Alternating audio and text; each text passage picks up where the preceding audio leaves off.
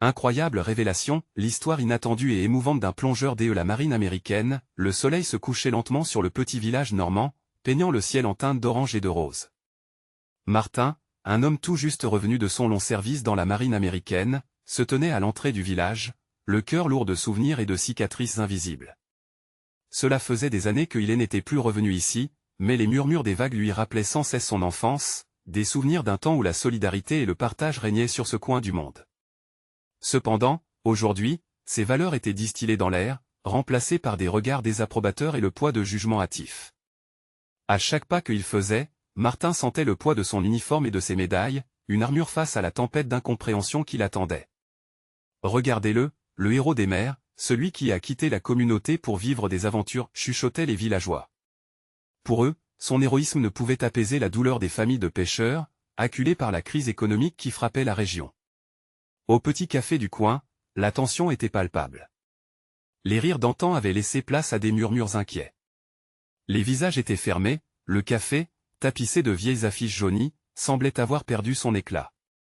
L'aigreur et le désespoir avaient pris possession des lieux. Martin s'assit, espérant renouer contact avec son frère Pierre, mais la table lui semblait si grande. Leurs regards s'évitaient, chargés de sentiments contradictoires et de malentendus. Le souvenir de leur père, ce vieux marin, lui revenait en mémoire, un vrai homme reste sur la mer, Martin, pas au loin. Les jours s'égrenaient, chargés de tentatives désespérées pour rétablir les liens. Chaque mention de son ancien rôle de plongeur ravivait le ressentiment. « Comment peux-tu faire ça, Martin » lui lançait Pierre, la voix brisée par la colère. Cette colère germait d'une peur sourde, celle de la perte d'une identité familiale, d'un passé partagé. Quand la nouvelle tragique arriva, un bateau de pêche englouti par une tempête soudaine, la division au sein du village s'aggrava. Des familles de l'autre côté de la rue pleuraient leur perte, tandis que d'autres se détournaient, cherchant un bouc émissaire. Martin se trouva face à un choix impossible. L'histoire de la mer, des hommes et de leur lutte refaisait surface, à la fois belle et tragique. Il sentait le besoin d'aider, de réparer les déchirures au sein de la communauté, mais comment trouver sa place dans ce tableau chaotique ? Chaque regard porteur des incompréhensions le forçait à réfléchir. Était-il vraiment cet étranger, ou pouvait-il devenir le pont entre ceux qui avaient souffert? Avant de continuer, je dois vous avertir de quelque chose d'important qui se passe. YouTube a fait des changements dans le système et beaucoup de personnes perdent les notifications des chaînes qu'elles suivent. Si vous aimez le contenu, cliquez sur la clochette et marquez toutes les notifications pour ne pas rater les prochaines vidéos. Et si vous pouvez laisser un like, ça m'aide énormément avec la portée sérieusement, ça fait la différence. Ah, dites-moi dans les commentaires d'où vous regardez. J'ai toujours la curiosité de savoir qui est de l'autre côté de l'écran. Maintenant continuons, alors que le vent se levait et que les vagues frappaient le rivage avec plus de force, Martin se tenait là, déterminé à briser le silence. « Je suis ici pour vous », pourrait-il dire. Les cris de douleur et des incompréhensions résonnaient autour de lui, tandis que le poids des regrets commençait à se dissiper. La mère, cette vieille amie, lui murmura des promesses de renouveau. Mais pouvait-il vraiment réparer ce qui avait été brisé? L'avenir restait incertain, mais Martin savait que chaque cœur avait besoin de guérison, même le sien. Les jours suivants, une hésitation persistante habitait Martin.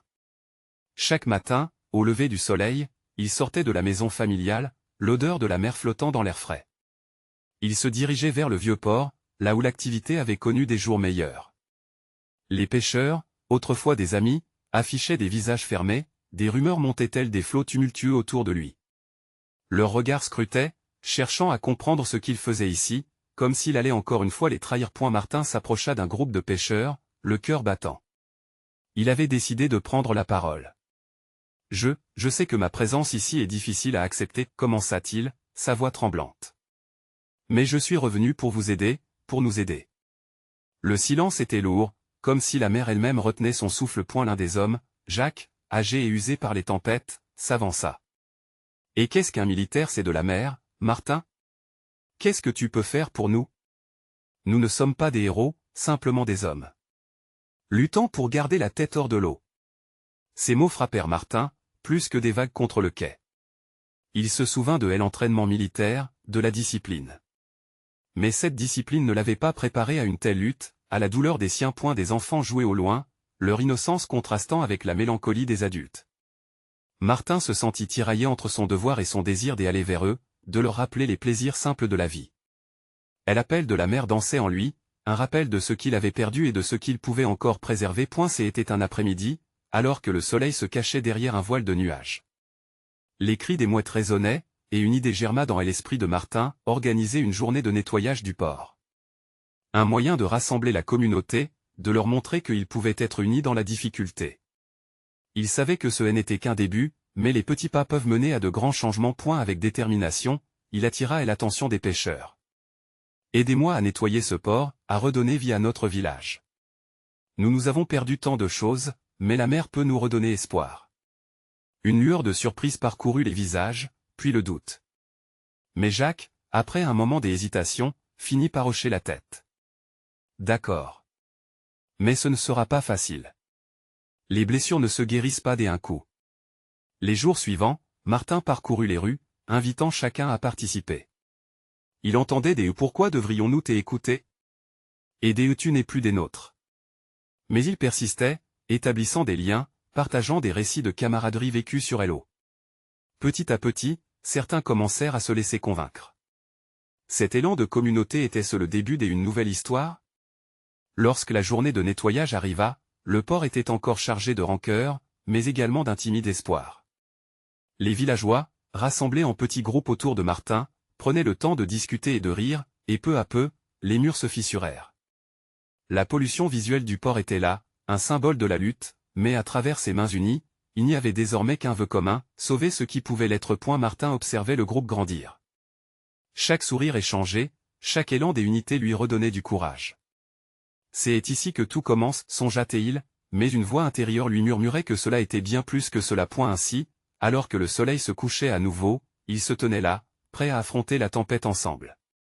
Mais les marins de son cœur avaient-ils vraiment trouvé le chemin du pardon, ou était-ce trop tard pour une réconciliation? La réponse risquait d'apparaître lorsque les vagues annonceraient un nouvel orage. Le lendemain matin, l'air était chargé de promesses, les rayons du soleil caressant doucement les vagues.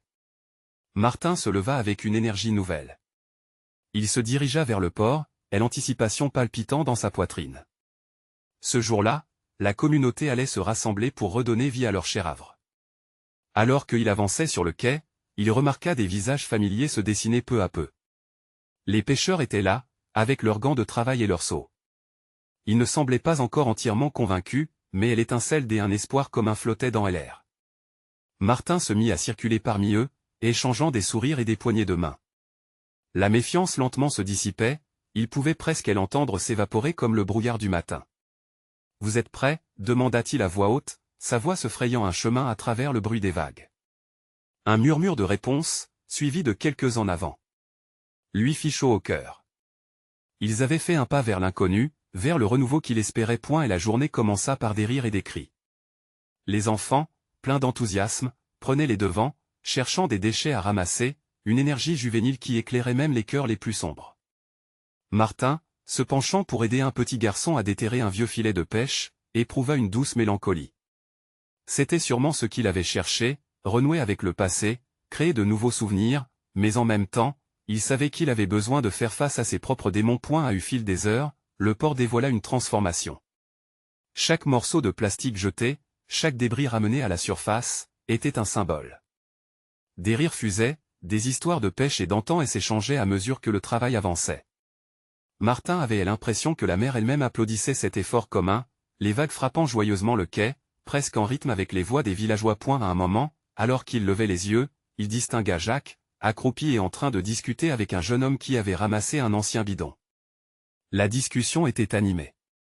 Martin s'approcha, l'esprit curieux. Il parlait de la nécessité de repenser la pêche, de trouver des moyens durables. La prise de conscience était-elle en train de germer? Cela pouvait être un point de départ vers une nouvelle façon de vivre. Tu vois, Martin? Lui lança Jacques en voyant son air pensif. Peut-être qu'on n'a pas besoin d'un héros dans cette lutte, juste d'un bon sens collectif. Ces mots frappèrent Martin avec une intensité inattendue. Il n'était peut-être pas le héros dont tout le monde avait besoin, mais un simple catalyseur, un rappel que l'union pouvait entraîner de grands changements. En fin de journée, le port, bien qu'encore en désordre, brillait d'une nouvelle lumière.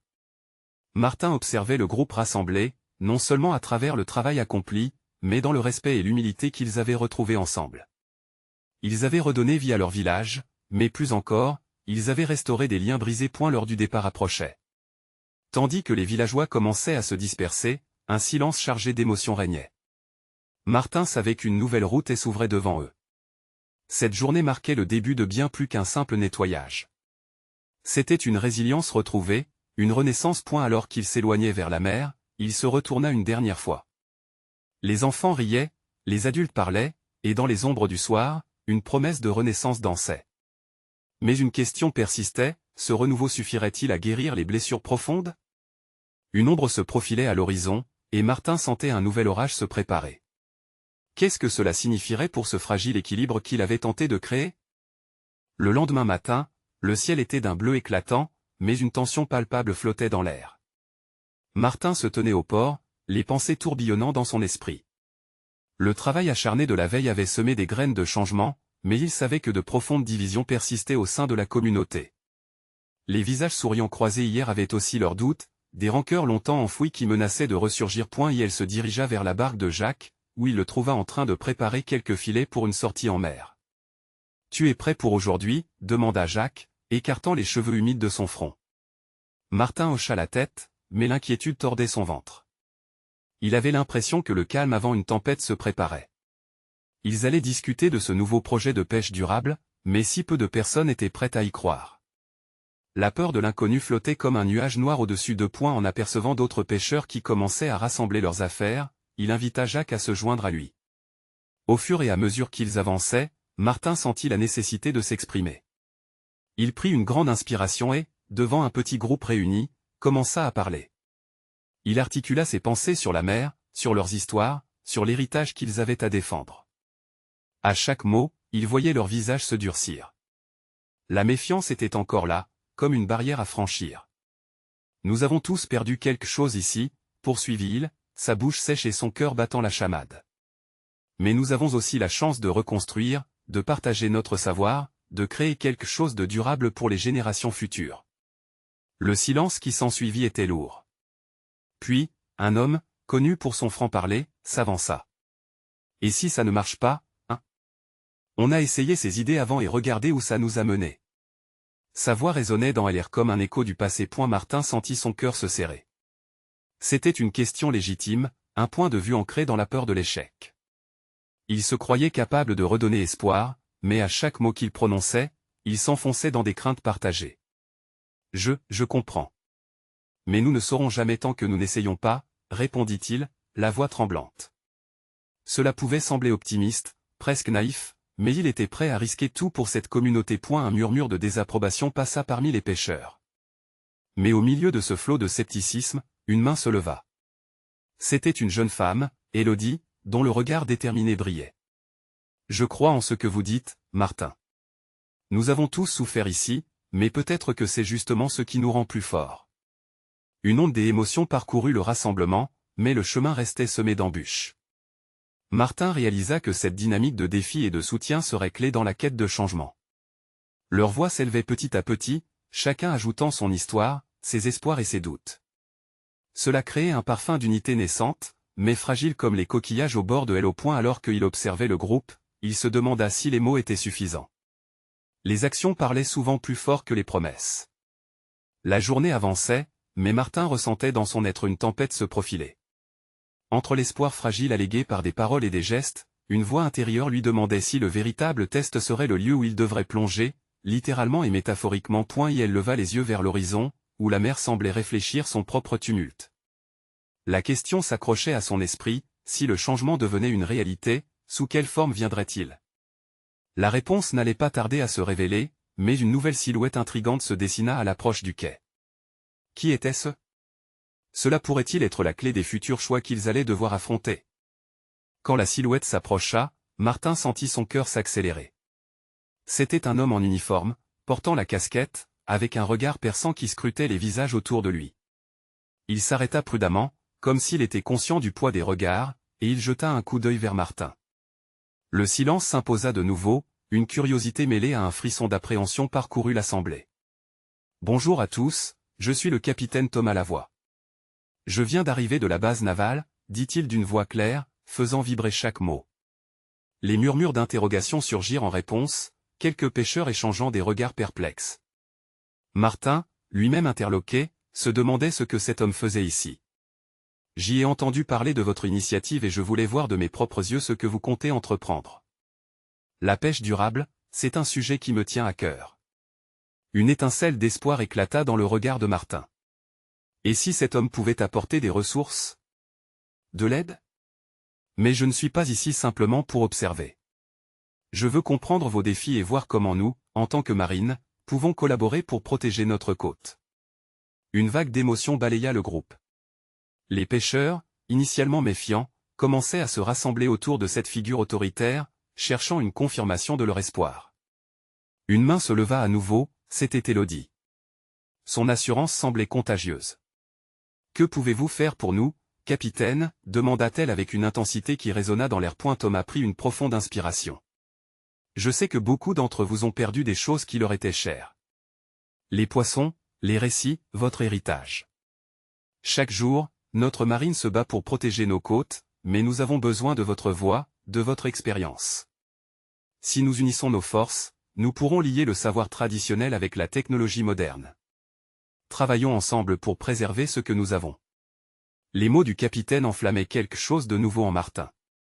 Il pouvait déjà voir les pêcheurs se tourner les uns vers les autres, parlant à voix basse, alimentant une soutenue lueur d'enthousiasme.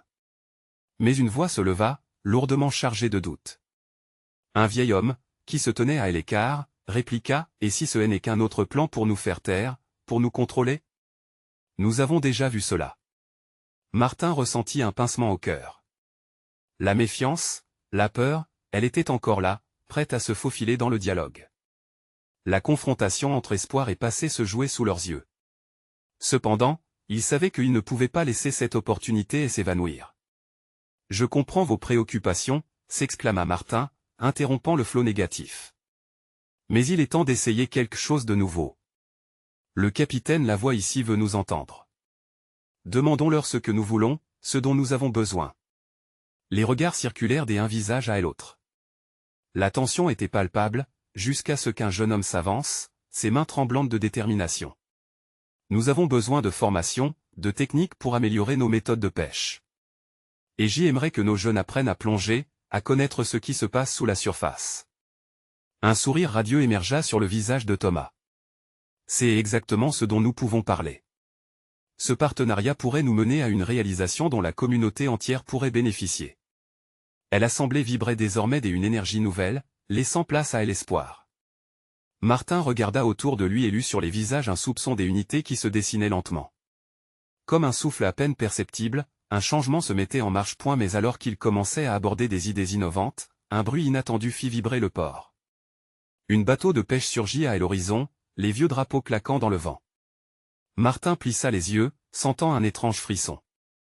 Ce n'était pas un simple bateau, la manière dont il naviguait lui disait quelque chose d'essentiel.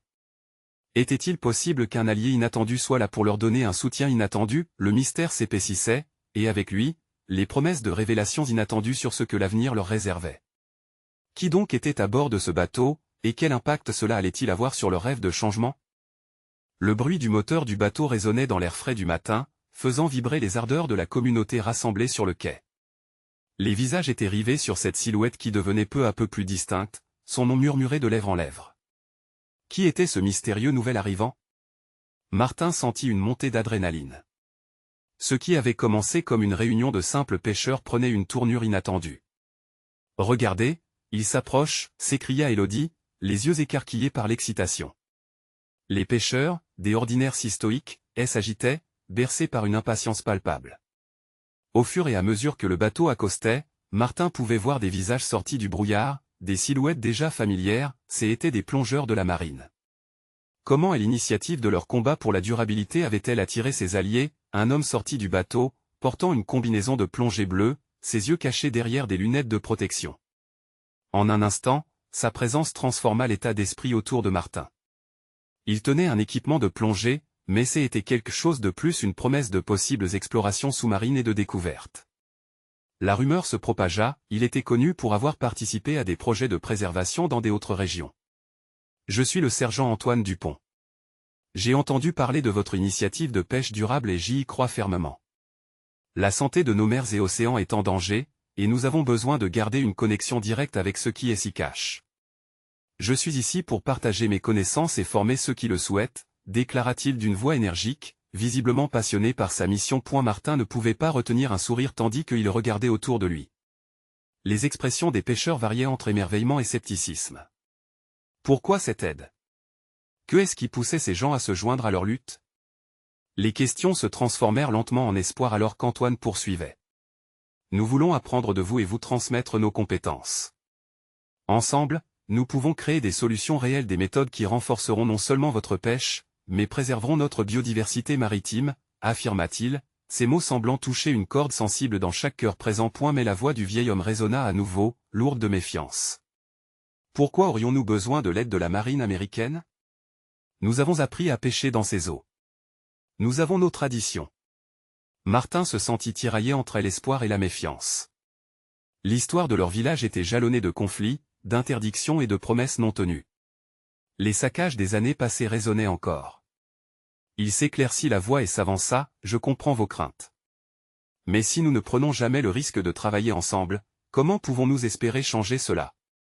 Nous avons la possibilité de bâtir quelque chose de nouveau, de donner à notre avenir les outils nécessaires pour réussir. Qui pourrait dire ce que nous pourrions réaliser? » Un léger murmure parcourut la foule, une promesse des ouvertures, avec une parcelle de foi acquise à la hâte. Alors que les pêcheurs débattaient à voix basse, Martin aperçut un petit groupe d'enfants et s'approchait timidement de l'embarcation. Il regardait Antoine, des yeux brillants d'émerveillement. Et dans cette innocence, Martin vit l'avenir, une lueur d'espoir renouvelée qui pouvait se déployer comme une marée montante. Pensez à ces enfants, à leurs rêves, ajouta Martin, gesticulant pour capturer l'attention de tous. Ce que nous faisons ici va bien au-delà de la pêche. Il s'agit de leur transmettre un héritage, une passion, pour qu'ils puissent devenir, eux aussi, les gardiens de notre propre mer. Alors que les mots de Martin résonnaient, il vit quelques visages de ses amis s'illuminer, une compréhension silencieuse se glissant parmi eux. La conversation s'échauffait autour des dialogues naissants. D'accord et d'apprentissage. Mais soudain, un bruit de sirène retentit au loin, et tous se retournèrent. Un autre bateau de la marine approchait, ses couleurs vives contrastant avec la tranquillité du port. Que pouvait-il encore se passer? Les craintes et les espoirs se mêlaient alors dans l'air chargé de questions. Ce nouvel arrivant menaçait-il de tout faire basculer? Martin se tenait là, son cœur tambourinant, conscient que le chemin de la collaboration, aussi prometteur soit-il, était parsemé d'obstacles à surmonter. Pourrait-il les unir dans ce combat pour leur avenir? Est-ce que ce qui se dessine à l'horizon serait un espoir ou une nouvelle épreuve? Le nouvel arrivant se rapprochait, les vagues caressant doucement la coque de son bateau. Martin échangea un regard inquiet avec Élodie, qui frétillait d'anticipation. L'apparition d'une deuxième unité de la marine, surtout à cet instant crucial, ne présageait rien de positif. En quelques minutes, le vrombissement du moteur avait laissé place à des murmures anxieux parmi les villageois. Le nouveau bateau accosta avec une régularité militaire. Martin pouvait distinguer des silhouettes en uniforme qui prenaient position sur le quai, leurs visages marqués par une détermination glaciale. Leurs yeux cherchaient, scrutant la foule comme des hounds en quête de leur proie. « Qu'est-ce qui se passe ici ?» demanda brusquement un officier à la stature imposante, imposant un silence inattendu dans l'assemblée. Les pêcheurs échangèrent des regards furtifs, incertains. Martin sentit l'angoisse se réinstaller. Allait-il être confronté à des règles restrictives, à des contrôles? Antoine, l'esprit vaillant, se dirigea vers l'officier. « Nous avons une initiative pour la durabilité de nos pêcheries. Nous tentons de travailler avec la communauté ici pour préserver notre environnement marin. » L'officier plissa les yeux, passait au crible les mots de son interlocuteur. Ce qu'il cherchait n'était pas si évident. La durabilité? Cela pourrait être un beau concept, mais nous ne voyons souvent que des idées vides qui cachent des intentions réelles. Que pouvez-vous prouver? Martin se sentit happé par les mots de l'officier, et son cœur commença à ralentir. Pourquoi toujours ce scepticisme? Pourquoi ne pouvait-il pas voir le potentiel d'unir leurs forces? Les murmures des pêcheurs se transformèrent en grondements de mécontentement. Les vieilles rivalités refaisaient surface, des phrases enflammées s'échangeaient. Antoine leva la voix, fermement. Si nous restons dans cette méfiance, ça ne fera qu'empirer la situation. Nos mères en paient le prix chaque jour. Nous devons agir, pas nous diviser. Ses yeux brillaient d'une passion qui semblait contagieuse. Martin comprit que l'avenir de leur communauté était en jeu. Ce n'était pas le moment de reculer point et elle s'approcha d'Antoine, prenant une grande inspiration. Nous savons ce que signifie vivre ici, commença-t-il avec une voix pleine d'émotion. Chaque fois que nous jetons nos filets, nous prions pour un bon retour. Nous avons besoin d'une coopération sincère. Nous avons confiance en vous et en votre mission. Le destin de nos enfants repose également sur ces décisions. Les murmures diminuèrent progressivement alors que les visages se tournaient vers Martin, ces mots faisant lentement leur chemin dans leur esprit. Mais l'officier resta impassible. Vous voulez travailler ensemble, vous devez comprendre qu'il y a des règles. Nous devons surveiller ce qui se passe dans la mer. Chaque projet a un coût, et parfois, il va au-delà des simples ressources. À cet instant, un petit garçon à l'air curieux s'avança dans la foule, ses yeux rivés sur l'officier. Est-ce que vous allez protéger notre océan? Sa voix, innocente et directe, fit mouche. Martin ressentit une vague d'émotion. Si seulement les adultes pouvaient être aussi transparents, sans hypocrisie. Les adultes, réticents à l'idée de nouer des liens, avaient oublié ce que signifiait établir des ponts. L'officier, pris au dépourvu par cette question innocente, sembla se liquéfier un instant. Peut-être, juste peut-être, y avait-il un cœur humain derrière cet uniforme. Alors que le silence se prolongeait, une tension palpable emplit l'air. Martin se tenait sur le fil, seulement relié à l'espoir de voir la lumière percer ce nuage menaçant. Que déciderait l'officier? Martin savait qu'une seule réponse pourrait changer la destinée d'un village entier. Et la mer, belle et mystérieuse, attendait, murmure de promesses non tenues.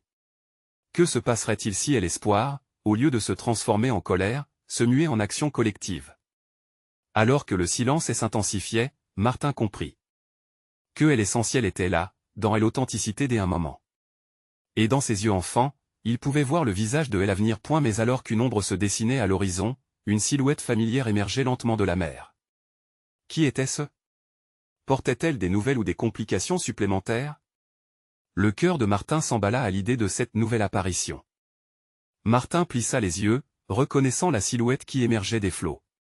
C'était Victor, un ancien ami, un plongeur aux compétences remarquables, désormais en service dans la marine. Il se tenait là, son visage marqué par le sel et le sable, l'air déterminé mais préoccupé. L'angoisse et l'espoir se mêlaient dans la poitrine de Martin alors qu'il se tenait entre le passé et un avenir incertain. « Victor!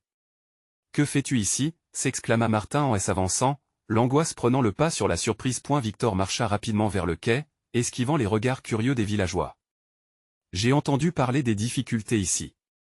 Je suis venu pour prêter main forte. » Sa voix, bien que forte, révélait une fragilité cachée. Martin pouvait sentir que des vagues de tension se formaient, à la fois entre l'uniforme de Victor et l'hésitation palpable des gourous locaux. L'officier qui avait d'abord émis des doutes regarda Victor avec un intérêt renouvelé.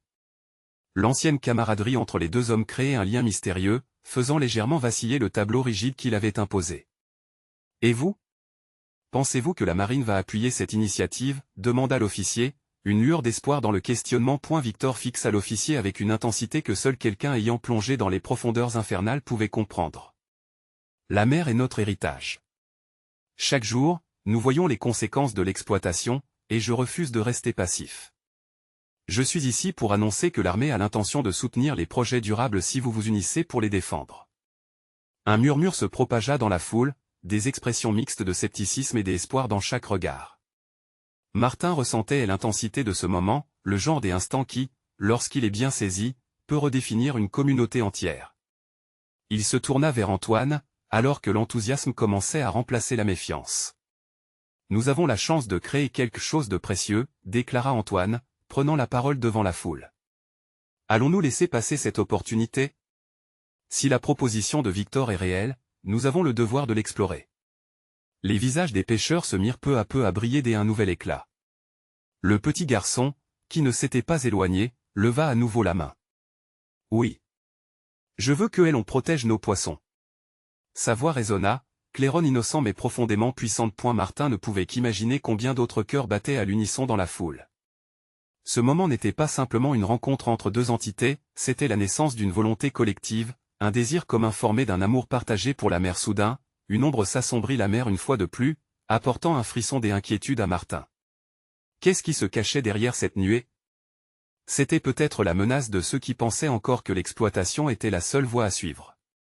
Quelque chose d'inconnu approchait, et cela pourrait bien destituer tout ce qu'ils avaient réussi à bâtir. Alors que la tension montait et que l'inconnu se rapprochait, Martin se tenait là, ancré par l'espoir mais conscient du danger.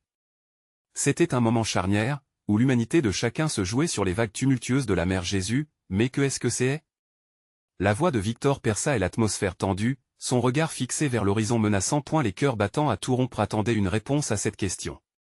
Qui viendrait troubler cette union fragile, ce rêve de collaboration éprouvé par la vie réelle?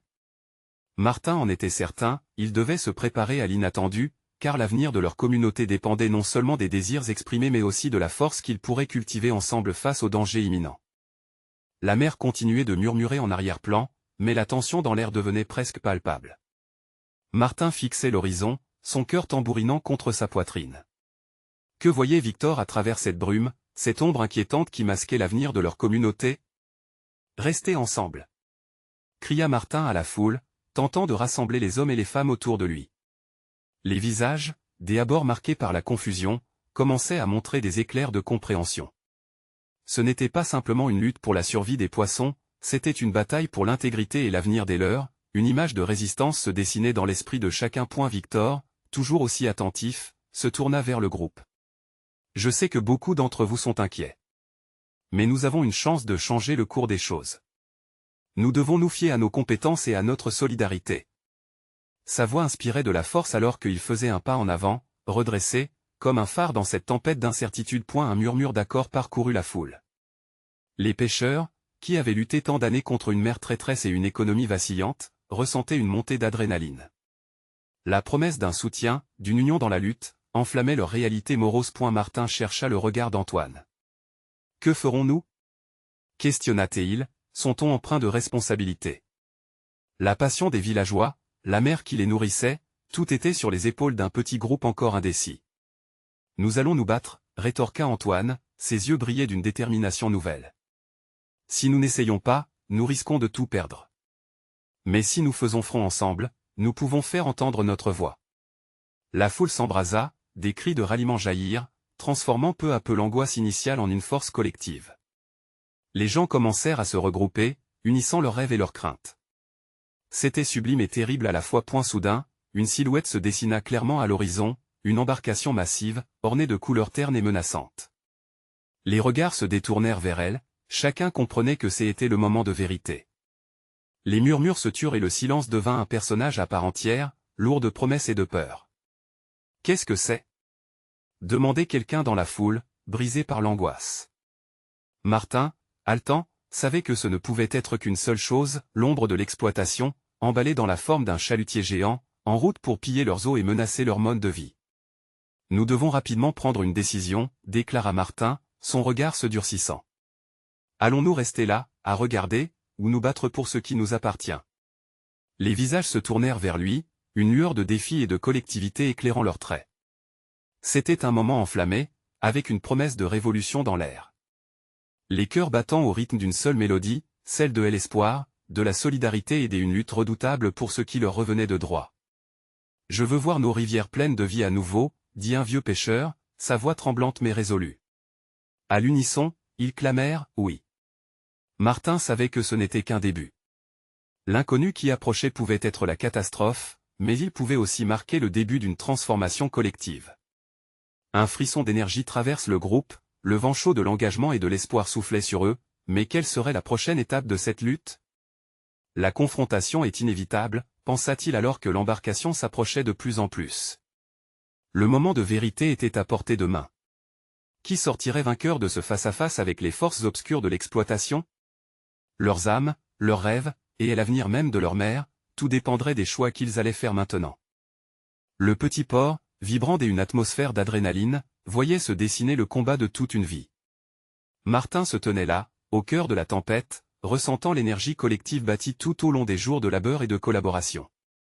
Chaque regard échangé, chaque parole prononcée, tissait des liens qui transcendaient les doutes initiaux. Et la silhouette massive du chalutier se rapprochait inexorablement, et le cœur de Martin battait comme une horloge.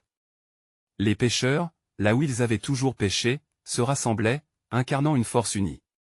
Nous ne pouvons plus rester les bras croisés, lança Martin, sa voix résonnant au-dessus du murmure grandissant, aujourd'hui est notre jour. Nous allons nous battre pour notre héritage, pour notre avenir. Un cri de ralliement s'éleva, brisant la tension ambiante.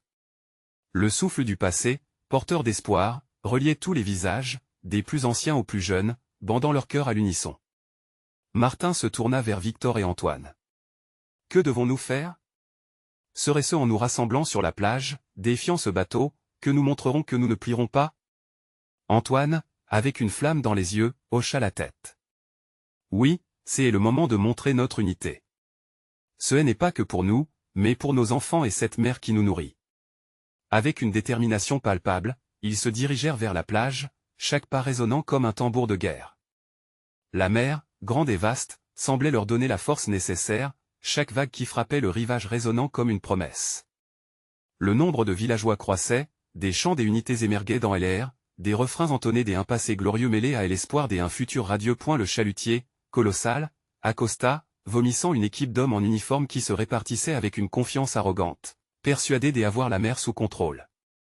Martin, debout en première ligne, ressentit une montée d'adrénaline et de défi. « Regardez-les » cria-t-il, sa voix portée par le vent, « ils pensent qu'ils peuvent nous voler notre héritage. » Un murmure de désapprobation parcourut la foule, l'énergie frémissante de la peur se mêlant à la détermination. Les pêcheurs, ses compagnons de longue date, se regardaient, cherchant une étincelle de courage dans les yeux de l'autre. Ensemble, souffla Victor, sa voix claire et forte, nous pourrons les affronter. Alors des cris unis jaillirent, élevant l'esprit de la communauté. Nous sommes un. Nous sommes la mer. Ces mots, éclatants, brisèrent les murs de méfiance et des angoisses qui avaient si souvent divisé le village. L'officier en uniforme, un regard insinuant sur son visage, s'approcha pour demander qui avait osé contester l'autorité de la marine. Vous pensez pouvoir résister à la force brute de la loi? Défiait-il avec un soupçon de mépris. Martin avança, déterminé, sa voix résonnant comme un appel à l'union. Ce n'est pas une question de loi, mais d'amour pour notre terre, notre eau, et notre avenir. Nous n'avons pas besoin de contrôler la mer, nous avons besoin d'apprendre à vivre en harmonie avec elle. Les regards se tournèrent vers lui, chaque mot de Martin résonnant profondément, comme un cri de ralliement défiant les vents contraires. Nous n'accepterons pas que nos droits soient piétinés pour le profit d'autres, continua-t-il, le ton ferme mais empreint de passion. Nous formons une communauté qui vibrera à l'unisson pour protéger notre héritage.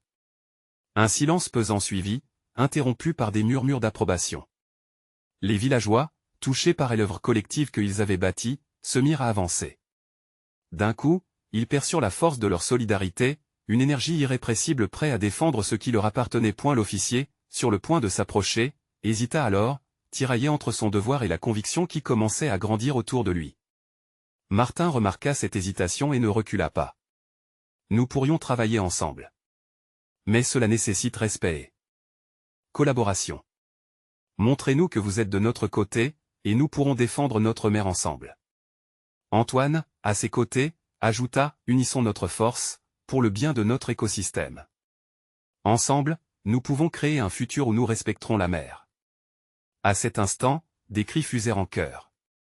Les villageois ne voyaient plus seulement des uniformes, mais la possibilité d'allier leurs forces. Un chant de rédemption et d'espoir se leva, faisant vibrer les cœurs, quelqu'un dans le fond élançant la voix dans un chant simple mais puissant. Et la mer, belle et capricieuse, avait injecté une nouvelle foi, transformant l'inquiétude en espoir. Martin avait planté la graine d'un changement, la promesse d'un avenir meilleur, et tous comprenaient qu'elle avait besoin de leurs voix unies. Peu à peu, des membres de la marine, ébranlés par la force de la communauté, commencèrent à murmurer entre eux. Les doutes laissaient place à une compréhension plus profonde. Peut-être que ces pêcheurs avaient raison, peut-être que l'avenir résidait dans un partenariat sincère. La mer nous connecte tous, ajouta une femme, écho de rédemption. Son chant s'éleva comme un horizon d'espoir, et les voix des enfants rejoignirent les leurs, remplissant l'air d'une promesse collective. L'horizon illumina le ciel, et pour la première fois, Martin se sentit vraiment en phase avec sa communauté.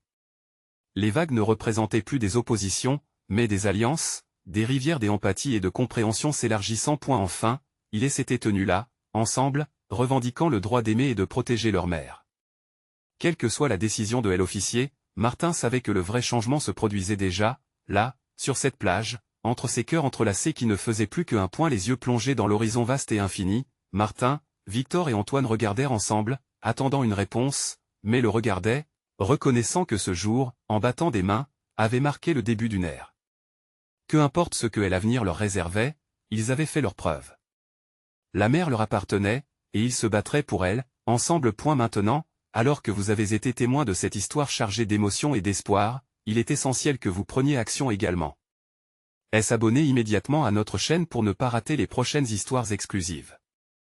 Laissez un like maintenant pour nourrir l'algorithme et montrer votre soutien, commentez vos réactions et théories sur cette fin émouvante. Partagez instantanément cette vidéo avec au moins 5 amis qui ont besoin de voir cette conclusion. Faites partie des vrais fans qui comprennent l'importance de soutenir notre chaîne à travers ses actions.